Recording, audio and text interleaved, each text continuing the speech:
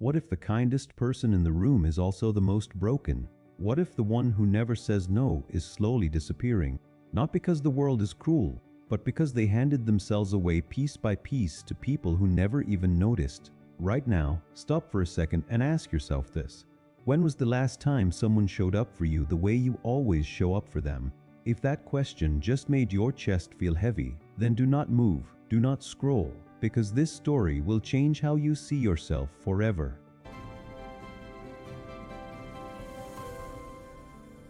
In a quiet little town where green fields stretched far and old houses sat beneath tall trees, there lived a man named Daniel. Now Daniel was not rich, he was not famous, but if you asked anyone in that town who the most dependable person was, every single finger would point to him.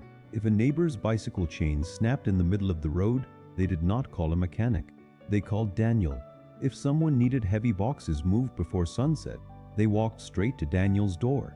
If a lonely widow needed someone to sit and listen to her stories, Daniel was there with a warm cup of tea and all the patience in the world. He never once said no. Not once. He smiled every time and said, "Of course I will help." And people loved him for it. They praised his kindness. They told others about his big heart, and Daniel believed deep down that this is what made him worthy. But here is the part no one tells you about people like Daniel. While he was busy building everyone else's world, his own world was quietly falling apart.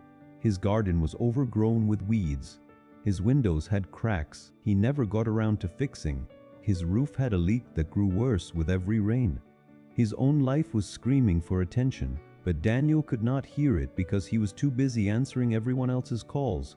Every single evening, he came home covered in dust and sweat, his back aching, his hands rough. His mother would sit by the door, watching him with eyes full of love and worry, and she would say, "Daniel, my dear boy, you give your hands to the whole town, but tell me, why does no one ever lend theirs to you?"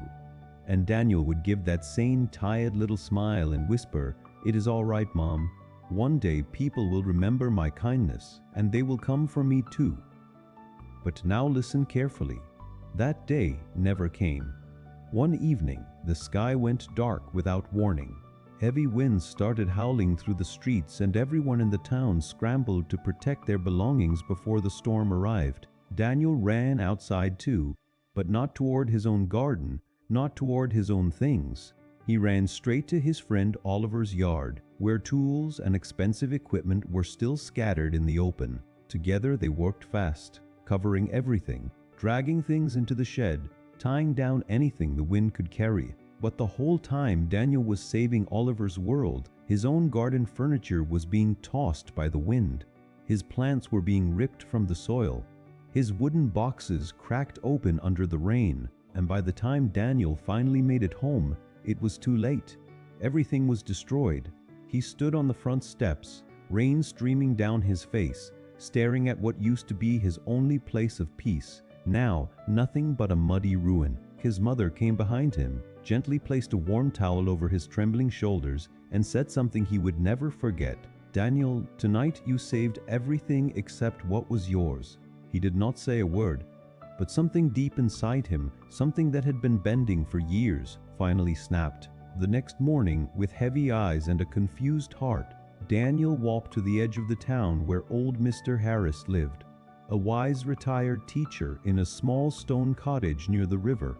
Daniel sat beside him on the bench, looked at the water and said, "Sir, I do not know what I am doing wrong. I give everything to everyone.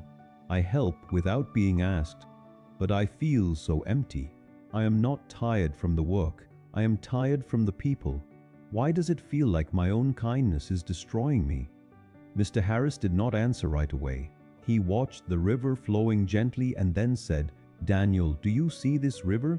It gives water to the trees, to the birds, to the animals, to the farms along its banks. It gives and gives and gives. But tell me, when the rain pours too much and this river forgets its own banks, what happens?" Daniel thought quietly and said, "It floods. It destroys everything around it." Mr. Harris turned to him and said, "Exactly. Kindness without boundaries is not kindness, Daniel. It is self-destruction. You are a good man, but you have no limits. You pour yourself into everyone else's cup until yours is completely dry, and you think saying no makes you a bad person. But sometimes saying no is the most honest and loving thing you can do for yourself. This is where everything changes. Mr. Harris leaned forward and said, I want you to try something for the next 7 days. When someone asks for your help, do not answer immediately. Pause. Ask yourself this one question. Will helping them cost me something I cannot afford to lose today? My time, my peace, my energy?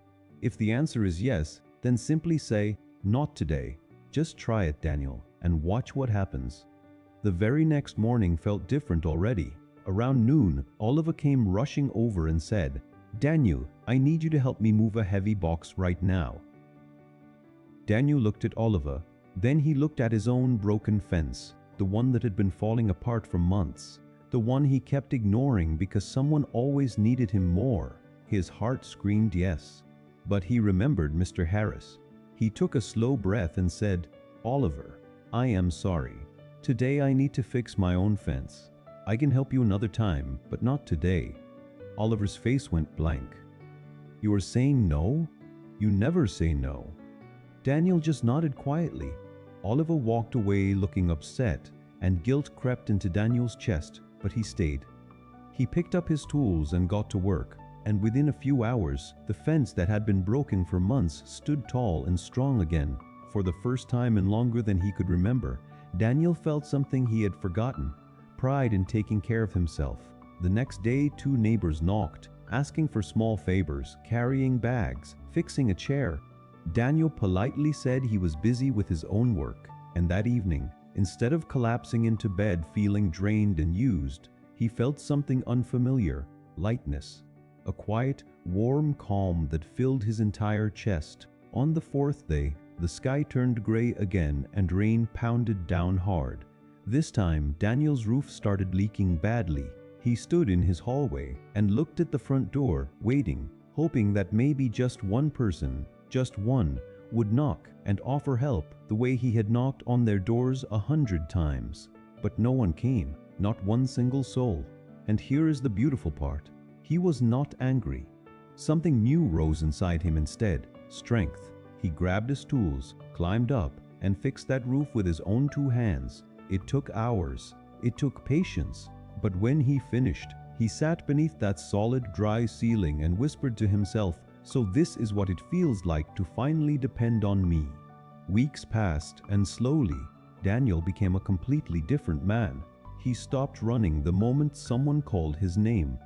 He stopped sacrificing his sleep, his meals, and his peace for people who never once asked how he was doing. He started waking up early to tend his garden. He cleaned his house until it shined. He invested in himself, and something no one expected happened. People started respecting him more, not less. Oliver learned to solve his own problems. Neighbors stopped calling for every tiny thing. The town was still warm and friendly, but no one treated Daniel like a tool anymore. His garden bloomed with color. His house looked alive again. His face looked younger, brighter. And for the first time in years, Daniel laughed, a real laugh, not one hiding exhaustion behind it. He was no longer the man who was always available. He was the man who finally valued himself. One quiet afternoon, Mr. Harris walked over to visit. He looked at the beautiful garden, the clean yard, the peaceful smile resting on Daniel's face. He asked softly, "So tell me, Daniel, did the world collapse when you stopped saying yes to everyone?" Daniel smiled wider than he had smiled in years and said, "No, sir. The truth is, my world finally started coming together the moment I stopped holding up everyone else's." Mr. Harris nodded slowly and said, "When you stop saying yes to everyone else, you finally say yes to yourself. And that, Daniel, is when life truly begins. So let me ask you something, and please be honest with yourself. Are you living like Daniel used to? Are you giving away pieces of yourself to people who would not cross the street for you? Remember this, saying no does not make you selfish. It makes you wise. It means you are choosing peace over pressure, strength over silence, your time, your energy, your heart.